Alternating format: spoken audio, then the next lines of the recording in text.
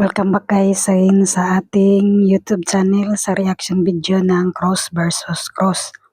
So ito na nga si John nakapasok na nga sa buhay nila ni Manuel at saka ni Pilma. Siya pala yung ama ni Jessica na kasintahan ni Hazel doon sa Saudi.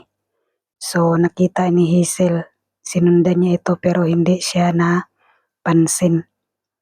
So ama pala siya ni Jessica at siya ang nagtiterapi ni Velma upang mabalik na sa normal ang memory ni Velma. So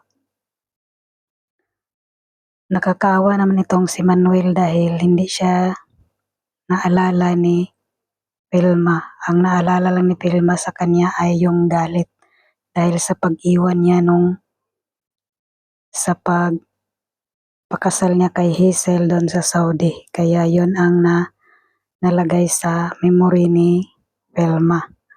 Pero gagaling ito si Velma dahil sa tulong ng ama ni Jessica na ititerapi niya. So ano kaya ang makakagulo sa relasyon nila ni Manuel at saka ni Velma at saka kay Hazel. So kapag nalaman niya na, so yun lang guys.